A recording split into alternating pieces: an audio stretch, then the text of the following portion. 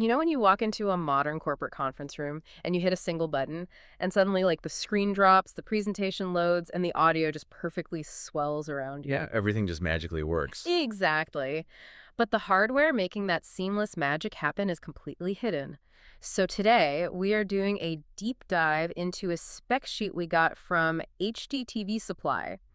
It's for the QSC SPA4-100 4-channel power amplifier. Yeah, and our mission today is really to look past all the technical jargon Hmm. and, that $1,295 price tag to understand exactly what makes professional AV gear tick. Because honestly, invisible efficiency is kind of the hidden hero of modern meeting rooms. It really is. I mean, the gap between the electronics sitting in your living room and commercial-grade gear, it often just comes down to intelligent power management.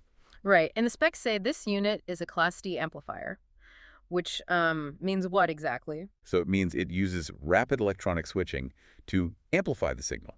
That is inherently highly efficient, so it allows the amp to push 100 watts across 4 distinct channels without drawing massive amounts of power. Okay, wow. But the thing that really stood out to me was this Energy Star qualified auto ramp circuit. Oh yeah, that is a standout feature for sure. The specs outline that it powers down into standby after 25 minutes of inactivity, but then it wakes up instantly when a signal hits. It's kind of like a ninja, right? Or Yes. like a highly trained guard dog sleeping with one eye open. That's a great way to put it, yeah. But functionally, how is it sensing that without like clumsy clicking or loud startup sounds? Well, it's basically leaving a tiny low-voltage gate open that constantly monitors the audio line. Yeah. The absolute millisecond electrical current from, say, a microphone or a video source crosses that threshold, it trips the main power supply back on, And it does all that totally silently. completely silently. No loud clicking sounds like a traditional home stereo waking up. Yeah. And think about why that micro-monitoring actually matters to a business. Because they leave this stuff on all the time. Exactly. In a commercial setting, like a meeting room or a retail store's background music zone, gear is often left on 24/7. No one is crawling under a conference table to manually turn off an amplifier at the end of the day. Right. Yeah, I certainly wouldn't be doing that. So that automated monitoring, it dramatically cuts operational costs over thousands of hours. And I guess because it's managing power that efficiently, it's not wasting energy as heat, right?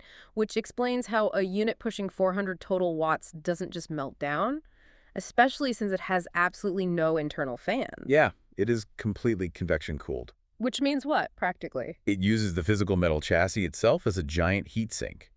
It pulls heat away from the internal electronics and just radiates it out naturally. Oh, that makes sense. Yeah, and no fans means zero ambient noise humming in the background while you're trying to give a presentation. Plus, by eliminating those bulky fan mechanisms, QSD managed to package this into a 1RU half-rack with enclosure. So it's super compact. And that ultra slim profile, along with the clever joining brackets it comes with, that's what lets installers basically shapeshift this thing, right? Like bolting it directly under a table or flush against a wall. Exactly, it saves physical space just as much as electrical power.